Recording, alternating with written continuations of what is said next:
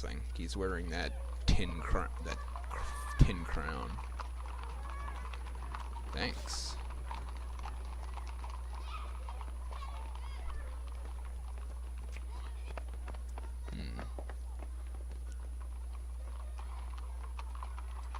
Huh.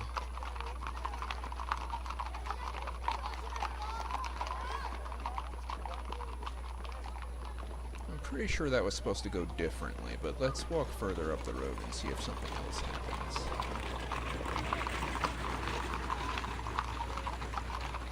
I might backpedal to that point. From the field to your right, you hear a groan. To your left, a narrow path winds away. Let's look at the noise. A dozen fat pigs are just beyond them. A group of creatures huddle around a fire pit from which there drifts a mouth-watering smell. Look at the creatures. There seems to be filled with creatures you can't place, half one thing and half another. From the way the strange creatures at the fire pit sit and talk, they do not see their own differences. Sees you, however, beckoning with a large clawed hand. Let's go say hi. Climb over the fence and stride towards the creatures. But a few paces, the smell of cooking meat reaches your nostrils. See a large pig turning on a spit over the fire. The creature waves you, watches you approach. He grins hooked teeth, cocks his head at you in greetings. Perhaps using magic might give you the advantage. Hi. That's good. As the creature agrees, we picked the best one to bite into. Ways you sit down. Understand his generosity. They are poachers.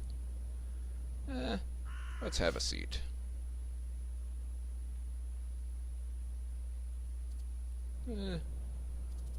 Let's ask for some pig. Sure, not our pig. There's plenty here. Help yourself. Some about Car. Car, you tell the gathered poachers. What can you tell me about this city? The creatures look at each other, entertained by your question. They suck on their teeth and hum and purr. There's a big place, one finally answers. Full of people pushing each other for power. He pulls a leg from the pig, making the meat tear and stretch to demonstrate. You want to avoid all of them, if you can. The North Gate. My business is my own. I'm on a quest. If I trust that these ruffians are lowly enough not to be in the Archmage's pay. The lead poacher nods, accepting your answer. Northgate's a hard thing to open. I've never heard anyone doing it. Spell lines. He nods seriously. Who could I ask about the lines?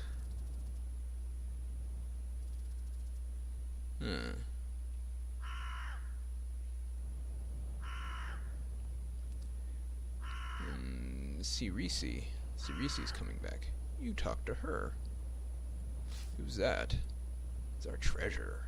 She's how we know what we should do. You'll see. Now the woman has reached the group. She greets the men with a kiss on each cheek. Notice she is carrying something carefully in cloth. The man beside you beckons her to sit down beside him. This is our visitor. Greetings, Cirisi says. What can I help you with?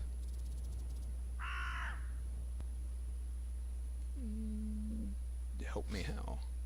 Yes, did they not tell you?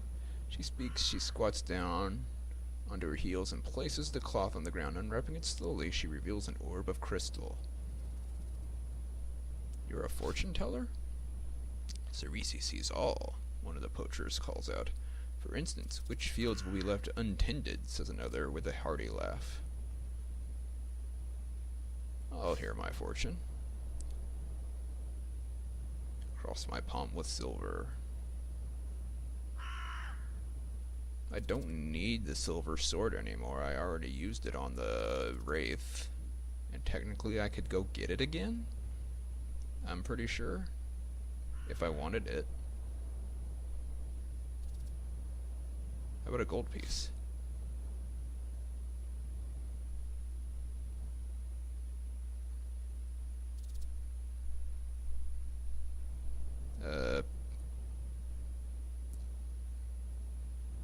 Can someone lend me something?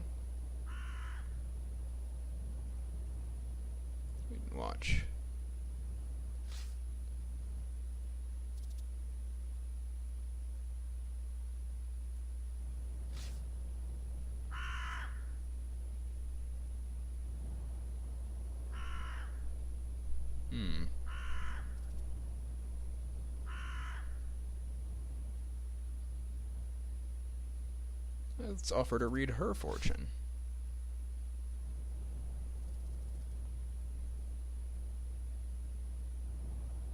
I'm a sorcerer.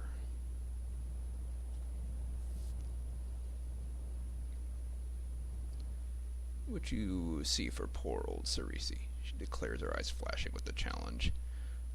It's pleasingly heavy in your palm. Let's cast a spell. What do we have? T. E. Oh. That could be useful. That would let me steal the orb. D. U. D. I don't think that would work on Sorcery. F. A. L. I don't think that would be useful. R. Oh. Well. Okay. Cast a spell, placing your hands on the crystal orb. Your mind clears and a vision forms. It is not of Sorcery and her future, but of your own.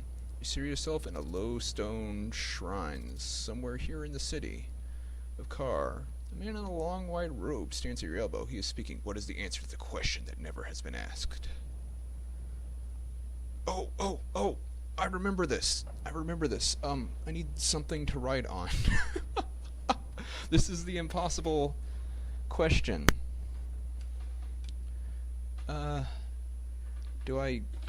Here's something to write with.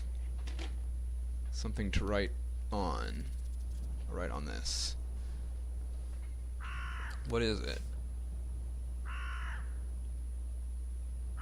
Concentrate as hard as you can, struggling to maintain the vision. Then, as it begins, there is a touch on your shoulder. Another presence joins yours. Sorcery. In your vision, you see the man in the white robe bow his head, defeated at the word. Oh.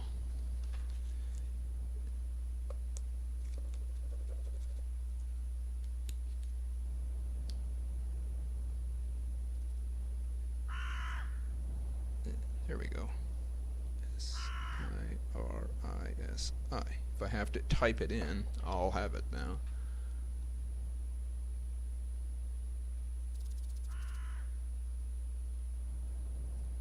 She's watching intently, wanting to hear her fortune. The crowd around lean eagerly in. I see your fortune.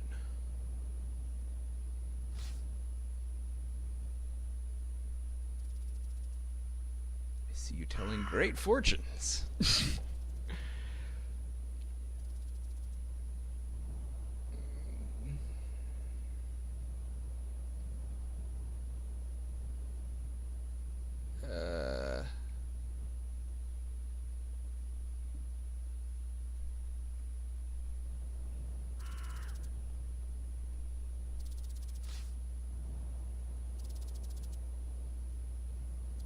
You divulging a secret. She clearly believes you are a true psychic. Great weighty decision seems to pass across her face. She looks to you for a moment, confirm it, nods once more, and turns to her friends. Please be quiet, all of you, she says. The stranger is right, and I must make a confession. Wait and watch. I have told great fortunes, good ones. So he continues sadly, but not true ones. That's my secret. Voters cannot believe their ears. One denies it. Other claims to have known it all along. A third, who it seems lost a lot of money on a bet once, becomes enraged and held back by two more. In a few moments, the whole group is rolling around in the mud, engaged in a mighty punch-up. I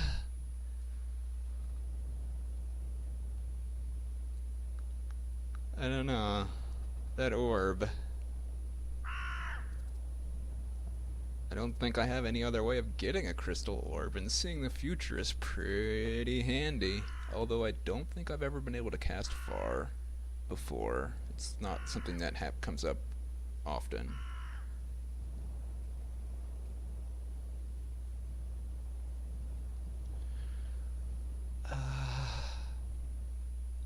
I think I've tried to steal this before, but not when they were distracted, punching each other. I didn't know what to do. Technically. Initially, I didn't really know what to do here. I was just like, well, forest seems like the ideal spell for fortune telling. I think I just tried to BS my way through it before and make up a fortune, which, you know, satisfies them pretty easily. But that's what she's been doing this whole time.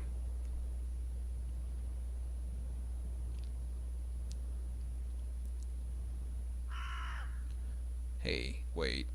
She just tried to steal my silver sword, or silver, any silver I had on me, for a fortune that was going to be fake. Yoink. Run for it! Ah, yup. Alright, I want to redo that and not get the ore broken.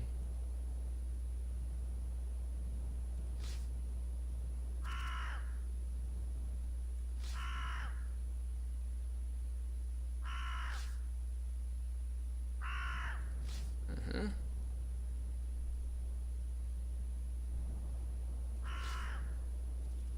And after 2 questions, or maybe it's 3 questions, Sorcery shows up.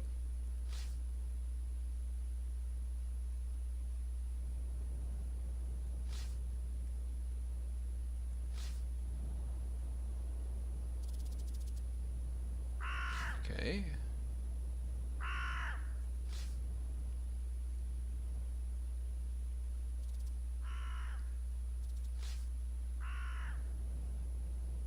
Gold piece.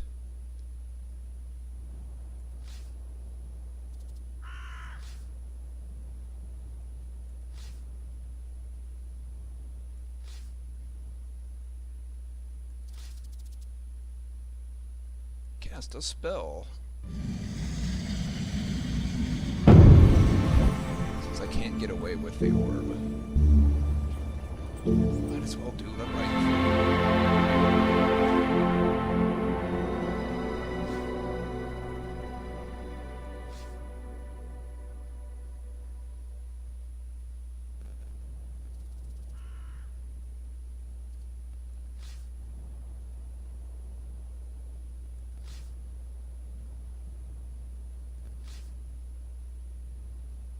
Break it up, you guys.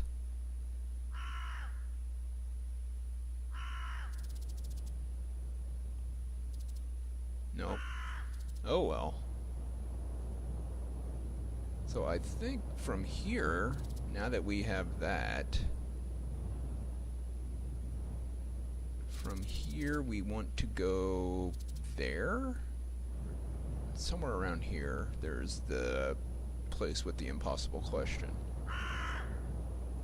And I think that would let us get Lorag, the dude's spell line without actually joining that religion, because I don't want to join the evil religion.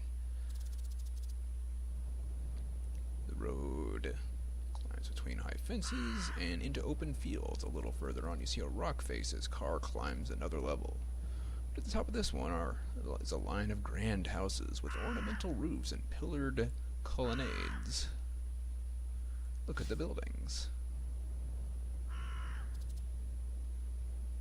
This is where the richer creatures of Carr live, looking down across the fields they own. You can imagine them sipping their iron wine on their balconies. Iron wine, huh? And watching the toil of the farm workers through a spyglass. And the more you look, the more you realize something is wrong. A tree grows from one roof, another has slipped sideways into the yard of the neighboring house. These places are falling into ruin. You knew Carr was poor, but this is worse than you'd heard. A junction. A conjunction junction. Road carries on, raising very slightly through thin and meager fields. Scarecrows made of skeletons hang from posts on either side. Their bones